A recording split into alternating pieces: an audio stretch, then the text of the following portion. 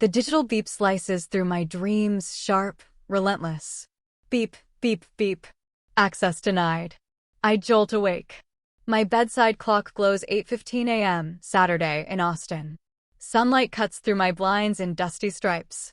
Beep, beep, beep again. Same sound, cold and mechanical. My heart jumps from drowsy to full-blown panic in a second. Someone's at my door. Someone with the wrong code. What the hell? She changed the code. That's Leo, my little brother. His voice vibrates through the door, all wounded pride.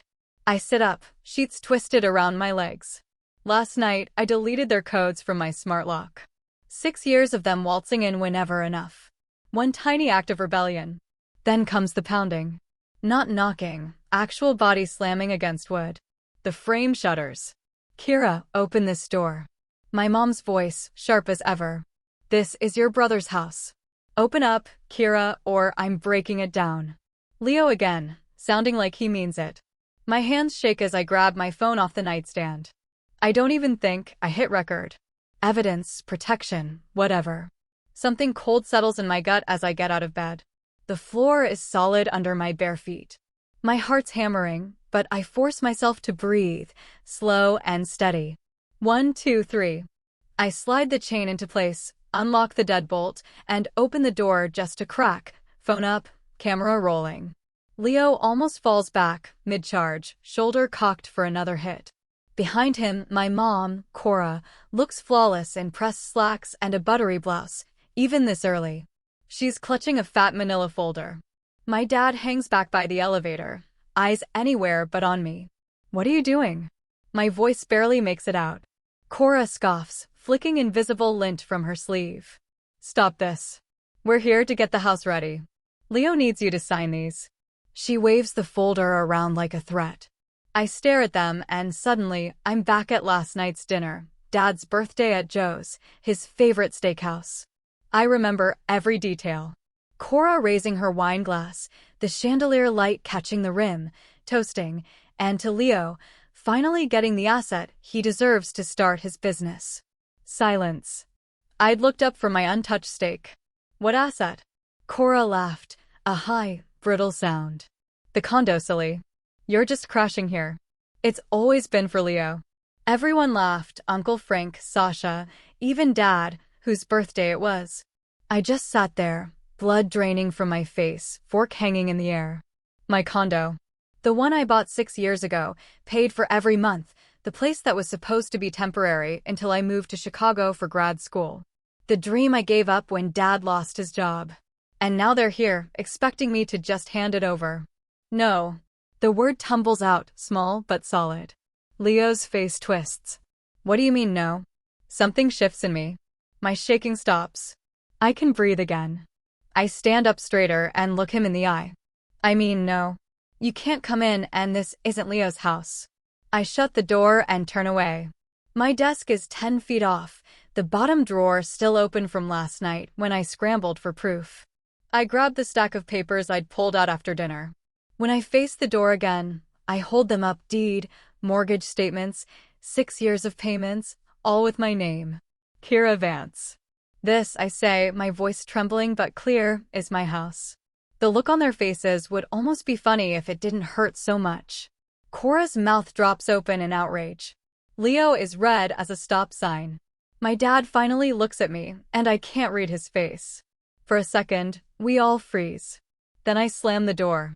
The deadbolt slides home, the electronic lock beeps, and there it is, safe. Outside, the yelling starts. My mom's voice goes shrill, Leo pounds the door, my dad's lower rumble tries to calm them down. I lean against the door, phones still rolling as I slide to the floor. My legs give out. Papers scatter around me. Outside, my family keeps pounding, but in here, in my own home, I'm finally holding the line. I slide down to the floor, back pressed against the door, legs sprawled out on the hardwood. The screaming doesn't stop, my mother's voice, that sharp, glassy pitch she saves for when she's losing control. My phone's still recording it all, picking up the chaos from behind the door, but my fingers feel numb now. I can't feel them at all. The first sob sneaks up on me, sudden and violent. It claws up from somewhere deep in my gut, rips out of my throat, and my whole body jolts forward like I've been punched. Then another comes, and another, until I'm gasping, desperate for air like I've forgotten how to breathe. Ever had that moment? When someone you've trusted your whole life, someone who taught you to talk, who studied your baby steps, pulls the rug out from under you, and you realize they've been working against you the whole time. I fold forward, forehead pressed to my knees, and let 6 years spill out. 6 years making mortgage payments. 6 years of staying put in Austin, choosing family over that master's degree in Chicago. 6 years of telling myself I wasn't ready, I needed to do more, save more, be more, all while they schemed to take the one thing I'd built for myself. An hour drags by before the hallway finally goes quiet. My legs are stiff as I push myself up, swiping away mascara tracks from my cheeks. I need coffee. Something normal, something routine. I measure out grounds, pour water, anything to keep my hands from shaking. My phone buzzes on the counter, email notification. First National Bank. Subject line, Your HELOC application. Appraisal confirmation. The mug slips from my hand, bangs against the counter, but doesn't break. I snatch my phone, eyes flying over the message, stomach flipping. Dear Ms. Vance, this email is to confirm your appointment with our appraiser, Mr. Fields, for this coming Monday at 10 a.m. HELOC. Home equity line of credit. A loan against my house. But I never applied for one. My stomach drops straight through the floor. I fumble for my credit monitoring app, the one I started using after college, when student loans hit. Scroll, heart pounding. There it is, a hard inquiry from First National Bank, dated a week ago. The coffee machine beeps, but I barely hear it. My mind races, piecing it all together whether I want to or not. They didn't just say my condo was for Leo at dinner, they'd already made a move. Used my social, my birthday, all my info. The manila folder Cora was gripping? Not an application. Final paperwork, just waiting for my signature. I grip the counter, world tilting. My mother, the only one who'd know my social security number from those college financial aid forms. Cora, with her just-in-case copies of my birth certificate. The whole thing, her design. And Leo, who'd bust down my door if he had to. Suddenly, the tears stop. My hands go still. The heavy ache in my chest hardens, turns cold and solid. This isn't just a family fight over property. This is identity theft. This is fraud. This is a crime. My phone lights up with a new text. Silas, my neighbor upstairs. We're not close. Just polite nods in the elevator, occasional small talk by the mailboxes. Hey, heard the commotion. Sounded bad. Just letting you know I'm here if you need a witness or anything. I stare at his message, weirdly moved by that tiny bit of kindness. Funny how it stands out so much against the mess my family left behind. Thank you, Silas. I might. I set my phone down, open my laptop. The bank's site loads, and I click through to report fraud. The customer service number pops up. I punch it in, fingers steady now. Fraud department, this is Karen speaking. How can I help you? My name is Kira Vance. The words come out flat and strange, like I'm using someone else's voice. I just got notified about a HELOC application I never made. You have an appraisal scheduled for Monday. I'm reporting identity theft. Cancel the application. Cancel the appraisal. I'm so sorry to hear that, Ms. Vance. Can you verify the last 4 digits of your social security number? I rattle them off, then my birth date, then my address. She walks me through the usual security questions: mother's maiden name, first pet, elementary school. All the details Cora used against me. I see the application here, Ms. Vance. You're saying you didn't authorize this? No, I didn't. And do you know who used your information? I pause. Just for a moment. Yes. May I ask who? My mother. Cora Vance. The words just hang there. I've actually done it. I've reported my own mom to a federal bank for identity theft. There's no going back now. I understand, Ms. Vance. This must be very difficult. Karen's voice is softer than before. I've flagged this application as fraudulent. The appraisal will be canceled immediately. Would you like me to place a freeze on your credit report as well? Yes, please. And will you be filing a police report? We recommend it in cases like this, even if it's family. My chest tightens up. Filing a police report would make all of this real in a way I'm not ready for. Not yet. I'll consider it. I understand. Just know the application's been stopped. No one can touch your home equity without your consent. I thank her and hang up. I sink onto a bar stool at my kitchen counter. Sunlight slips through the blinds, throwing long stripes across the floor, just like it did this morning when I first heard that pounding at my door. Was that really today? It feels like a lifetime ago. My home's still mine. My family's been stopped for now. But as I stare at my phone, I know this isn't over. Not even close. The bank calls Saturday afternoon. Miss Vance, this is Amanda Heller from First National's Fraud Department. We've processed your report and frozen the HELOC application. I thank her, but my voice sounds empty, like I'm speaking from underwater. The weight of what I've done, reporting my own mother, settles in my chest like concrete. We're required to notify the applicant. She continues. The contact number provided was for Cora Vance. Is that correct? My stomach twists. Yes, that's my mother. A pause. I understand. Given the situation, would you like us to note a potential harassment concern on your file? I hadn't even thought about that. Yes, I whisper. Please do. After the call, I just sit there at the counter, completely still, waiting for the explosion. My phone stays silent all afternoon, blessedly, stunningly silent. By evening, I almost believe they've finally let it go. I'm wrong. Sunday morning, someone pounds on my door so hard the framed photos in my hallway rattle. The shock jolts me awake, adrenaline already pulsing in my veins. Kira. Cora's voice slices through the wood. Not her usual smooth, practiced tone, but something jagged and desperate. Kira, open this door right now. I throw on my robe and go to the door, but I keep the chain latched as I crack it open. Cora stands alone, her blonde hair perfectly in place, clutching a leather folder to her chest, knuckles white. The appraiser is coming tomorrow morning, she blurts. Leo needs you to sign these papers right now. She's lying, she doesn't know I already canceled the appraisal. There's no appraisal, Mom. My voice is calmer than I expected. I canceled it when I reported your fraud. Her face drains of color. The hallway goes so quiet I can hear the elevator humming down the corridor. 3 heartbeats. Then her face twists. You did what? She shrieks, her voice sharp enough to cut glass. Do you have any idea what you've done? You've destroyed everything. An elderly couple hurries toward the elevator, looking anywhere but at us. Mrs. Delgado can hear you, I say quietly, nodding at the neighbor's door. I don't care who hears me. Cora slams her palm on the door frame. This is unbelievable. You're 28, Kira. You'll get married and move away eventually. Stop being selfish and hanging on to something your brother needs for his career. The words should hurt. They always used to. But something's shifted inside me. It's like a lock finally clicked into place.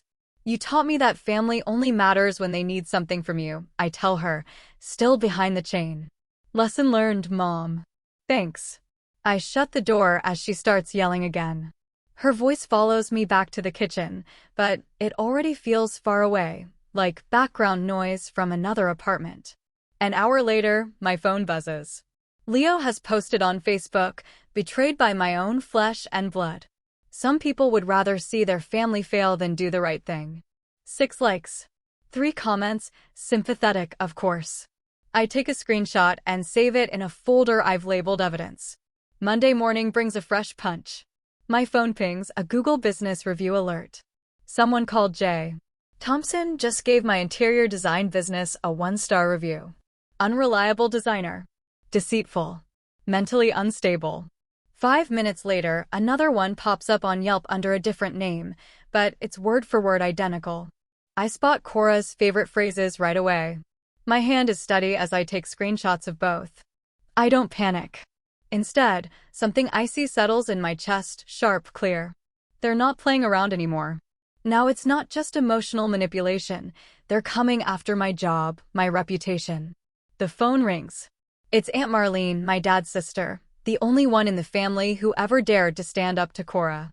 Kira, I just saw Leo's Facebook post. What the hell is going on? So I lay it all out. The dinner, the locked door, the fake loan in my name. I keep it together until I get to the part about the one-star reviews killing my business. That's when Marlene hisses, those absolute vultures. Honey, this isn't just some family drama anymore. This is criminal. I know, I say. Aunt Marlene, I'm emailing you everything. I just need someone else to have it all. Send me everything, she says, not budging. Every last bit. Your mother's always been, well, I won't say it, but using your social security number? That's not a family issue, Kira. That's a felony. We hang up. I pull together everything. Mortgage statements, loan notifications, screenshots of the reviews, the video from Saturday. I send it all to Marlene. Hitting send feels like stacking bricks around myself, piece by piece, building something solid for the first time in days. My phone buzzes. Silas, my neighbor upstairs. Your mom was back this morning. FYI, my security camera picked up audio in the hallway. I text him. Can you save that? Already done, he replies. That's another ally. Another brick in my wall. The week drags by. I lose the Hendersons, a small client I'd been helping with their guest room. Mrs. Henderson's voice is awkward on the phone. We heard you might be dealing with some personal stuff. We think we should go in another direction. The one-star reviews are working. For the first time since Saturday, the resolve I've been clinging to starts to crack. I sit on my living room floor, surrounded by fabric samples for a project I might never finish, and let myself cry. 5 minutes. That's it. When I'm done, my phone buzzes again. My dad's name flashes on the screen. First contact since Saturday, when he just stood there by the elevator, watching Cora and Leo pound on my door. Family meeting. My house. Tonight. Attendance mandatory. I stare at the words. Not our house, my house. Not can we talk, but attendance mandatory. Like I'm being called into the principal's office. This isn't my dad's voice. This is Cora, through and through. I don't answer. Instead, I grab my keys and head to the office supply store. They want a meeting? Fine. I'll show up, but on my terms. With my evidence. With my voice. They think they know me, quiet Kira, the one who always gives in, who always chooses family over herself.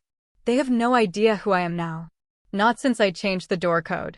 Driving, I rehearse what I'll say, what I'll show, how I'll stand my ground. This isn't about negotiation. This is about drawing a line they can't cross again. For once, I feel ready for the fight they started. The Office Depot sign flickers overhead, harsh fluorescent light washing over me as I wait at the printing counter. The clerk slides 3 black binders toward me. You want these spiral-bound or 3-ring? 3-ring, I tell him, voice steady.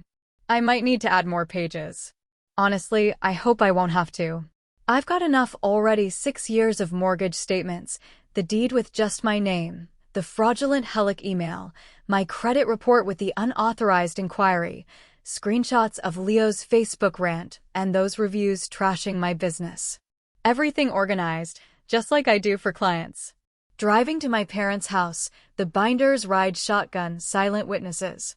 Each one weighs exactly 2 pounds, 4 ounces. I checked on the postal scale. 2 pounds, 4 ounces of truth. The autumn sun is slipping away as I park in front of the old brick colonial. Funny, the house looks smaller now, not nearly as intimidating as it did when I was a kid. My hands lock on the steering wheel until my knuckles go white. I force myself to let go. You're not the same girl who sat silent at that dinner table, I whisper. Not anymore. I grab the binders and walk up the cracked path I know by heart. Inside, I catch a glimpse through the window. Cora, Dennis, Leo. All of them lined up at the dining room table, waiting, like a tribunal ready to pass judgment. The old oak table gleams under the chandelier, polished to a shine. My mother always polishes the furniture before an ambush. I don't bother knocking. I still have a key. 6 years of using it, and this might be the last. When I walk in, everyone looks up at once. Dad's at the head of the table, reading glasses halfway down his nose, hands folded like he's about to deliver a verdict. Cora's on his right, sitting so straight it almost looks painful. She's wearing that same butter yellow cardigan, buttoned up to her neck, even though it's warm out. Leo is slouched on Dad's left, eyes flicking between his phone and me. "You're late," Cora says. I check my watch. "Nope. I'm actually 3 minutes early." "We expected you to be at least 10 minutes early," she sniffs. That's what a respectful daughter does. I don't respond. Just close the door behind me. Dennis clears his throat and takes off his glasses. "Kira, this has gone too far," he says, voice heavy with that father-knows-best authority. "You're embarrassing this family. You canceled the loan. You upset your mother. We're here to fix this." He taps a stack of papers at his elbow. "You'll sign these, and we'll forget this ever happened." The old me would have caved under that tone, that stare. I would have signed anything just to make the tension stop, to bring back that brittle peace we called normal. But that version of me disappeared the night I heard my brother trying to break down my door. I walked to the table. No rushing, no apologies. I set a binder in front of each of them, black, professional, identical except for their names on the spines. "What's this?" Dennis asks, already sounding annoyed. "It's my answer," I say. Cora opens hers first, flipping the cover with those perfectly manicured fingers. Her eyes land on the HELOC email I slotted on top, the bank's letterhead impossible to miss. She goes red, then white. Snaps the binder shut. "You wouldn't dare," she hisses, her voice sharp enough to cut. Leo opens it slower, as if he thinks it might blow up in his face. He finds his name tabbed, and behind it, printouts of his own Facebook post about family betrayal, followed by the string of anonymous one-star reviews that showed up on my business pages, hours after. The reviews hit all his favorite phrases, mentally unstable and deceitful, in the order he always uses them. He blanches. Swallows hard. Dennis actually reads. He starts with the property deed, glasses sliding back into place. His finger traces the signature, just mine. He flips through 6 years of mortgage statements, every one marked in my handwriting, future fund payment. His brow furrows as he hits the credit report, the hard inquiry from First National Bank, dated exactly 1 week before his birthday dinner. "What is this?" He mutters, more to himself than to me. "That's evidence of identity theft," I say, steady, even though my heart's pounding. "Someone used my social security number to try to open a home equity line of credit on my property without my knowledge or consent." Dennis looks up, eyes sharp. "But who would he?" Stops. Looks at Cora. Realization spreads across his face, slow and cold. "Cora," he whispers, staring at my mother like he's never really seen her before. "You used her social security number?" The room goes dead quiet.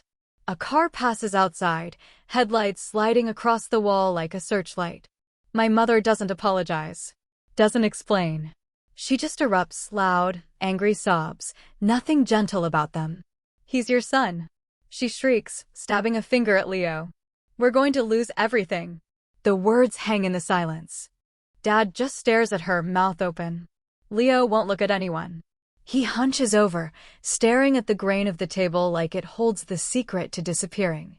That united front they had when I walked in? Gone. I watch Dad's shoulders slump. The realization hits him hard, crushing that self-righteous anger he'd been ready to unload. "That's not true," I say, looking straight at him. "You're not going to lose anything. You never put in a single dollar. I'm the one who lost. I lost my $15,000 future fund for Chicago. I lost my spot in the master's program. I lost 6 years believing I wasn't good enough, all while I was paying your bills." Dennis flinches. The truth lands hard. "I'm not here to negotiate," I go on. "I'm here to inform you." Leo starts to say something, but I shut him up with a look. I stand taller. There's no fear left, just a cold kind of clarity. "The HELOC's gone. The bank has your number flagged. Aunt Marlene has a copy of the binder, and so does my neighbor Silas, plus he's got video of you harassing me at my own door. If I see another one-star review, if you text, email, or even set foot within 100 feet of my house, I'm filing a police report for identity theft and harassment." Cora's face twists up.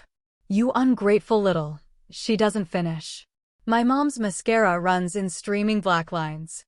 My brother's knuckles go white, clamped to the edge of the table. My dad just looks lost. Like he's waking up to realize someone else wrote his script. Cora turns to Dennis, waiting for him to take charge, pull me back in. But my dad just stares at the binder, at the proof of everything. We're done, I say. I don't wait for anyone to answer. I walk to the door, back straight, not rushing. Behind me, my mom's voice rises, panicked. Dennis, tell her she has to, but my dad stays silent. The door closes behind me, not with the dramatic slam I'd always pictured, just a soft click. Outside, the air is thick with the smell of cut grass and a hint of rain somewhere in the distance.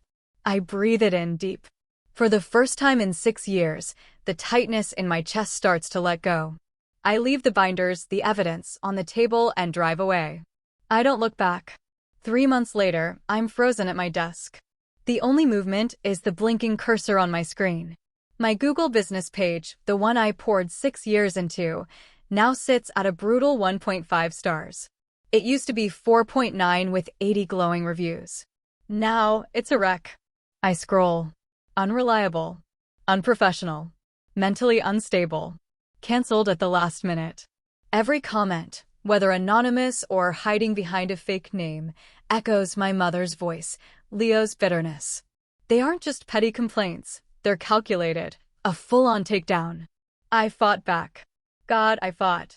I sent Google and Yelp the bank report, Silas's video, screenshots of Leo's texts. I wrote out careful statements. This is a personal smear campaign. The only thing I ever got in return? A lifeless auto-reply, "We have reviewed your complaint and found these reviews do not violate our community policy." My phone rings. I flinch. That sound? I hate it now. I glance at the screen, Martin Lowell, Austin Modern. My biggest client. This is it, I think. The final blow. I steady myself. This is Kira. Kira, hi, it's Martin. His voice is soft, too gentle. That's never good. Listen, I'll be straight. We have to pause the design contract for South Congress. My eyes close. I understand, I say, and the words feel like dust in my mouth. He sighs. It's not me, Kira. You do great work. But the board saw the reviews. They see words like unstable, and they picture a lawsuit. Investors are jumpy. I get it, I say again. What else am I supposed to say? That my mother orchestrated the whole thing? It sounds even crazier than the reviews. I'm really sorry, Kira. Thanks for calling, Martin. I hang up. Silence. That's the 3rd contract gone this month. That was my lifeline. My thoughts wander. If I drove by Leo's new storefront, I'd see a big red for lease sign. The grand opening he bragged about never happened. His business, built entirely on a fraudulent loan, collapsed before it even started. I called the bank, canceled the appraisal, reported the identity theft. I won. But the victory tastes hollow, knowing my own career might be circling the drain right behind his. I shut my laptop and walked to the window, staring out at the glowing Austin skyline. 6 years. I gave up Chicago for this. I fought my own family to keep it. Now I have the view, but the job that pays for it is slipping through my fingers. Winning, sometimes, feels an awful lot like losing. A hot tear slides down my face, not sadness, just pure, sharp anger at how unfair this all is. I wipe it away rough. No. I say it out loud. No. She doesn't win. He doesn't win. I look at my hands, these hands that have drawn every design, chosen every fabric and stone. They're still here. They still work. I built this business from nothing but grit, $15,000, and whatever talent I could scrape together. I lost my reputation, but I haven't lost what matters. I can build again. One client at a time, if that's what it takes. I sit back down, open my laptop, and ignore the Google page. I open my design software. I open the project file, my submission for the city's Young Entrepreneur Program, the one I've poured weeks into. The reviews might sting, but they can't stop me. Not this time. I'm finally on my own ground. It's been 5 months since I claimed this house, and sunlight pours through the clean windows, casting gold across the living room floor. The whole place feels different. My kitchen windowsill is a little jungle of basil, mint, and rosemary, just a brush of my hand and the air smells like spring. The snake plant near my drafting table has 3 new shoots since January. Green things are growing. Small promises kept. My phone buzzes. Email from the City of Austin's program, the one I applied for back in February, when my business barely existed. Congratulations, Miss Vance. We are pleased to inform you that your application has been accepted. I read it again. Then again, just to make sure my imagination isn't playing tricks. My hands shake as I keep scrolling. There's another paragraph. They want me to speak at the spring conference, a South by Southwest small business panel. Getting here wasn't quick. Or easy. After 3 months of public attacks, I lost half my clients. Every morning I'd check my business page 1.5 stars, like a scarlet letter. But I didn't quit. I told every potential client the truth. I'm dealing with a smear campaign. Judge me by my work. Some turned away. The ones who stayed, they saw my portfolio and decided that was louder than some stranger's hate. I grab my coffee and step onto the balcony. April air smells like barbecue and cut grass. A cardinal lands on the railing, gives me a sideways look, then darts off to the oaks. Down the hall, the elevator dings. Silas is at the mailboxes. He notices me, pauses. No awkwardness, no pity in his eyes. Saw you're speaking at South by Southwest, he says, tucking a magazine under his arm. That's big. Congrats, Kira. No peace offering lemon tarts, no weird attempts at rescue. Just neighbor to neighbor. Thanks, I say, and I mean it. Later that week, I'm at the edge of the conference stage, waiting for my name. My heart thumps, but it's anticipation, none of that old panic. The moderator's voice booms out. Please welcome Austin-based interior designer and entrepreneur, Kira Vance. I step into the lights, my burgundy blazer bright against the stage. The microphone feels solid, familiar. I start talking. The woman up here isn't the silent girl at birthday dinners, fork hovering while everyone laughed at her. When I finish, the applause feels real. Warm. I step down, scrolling through my notes, and spot them, 2 familiar shapes by the exit. My parents. They look smaller. Dad's shoulders are slumped. Mom's hair is softer, less sharp. They walk over, tentative, like they're not sure how to do this anymore. You did good, kid, Dennis says. The old nickname lands weird between us. Cora looks for something in my eyes, really searching this time. Can we start over? Her voice isn't cutting. Something loosens in me, not forgiveness, not yet. But maybe the start of it. Maybe, I say, steady, when starting over doesn't mean you just want control back. I smile, polite, and turn to join my friends waving me over. Behind me, my parents stand alone. Freedom isn't when they stop dragging you down. It's when you stop letting them.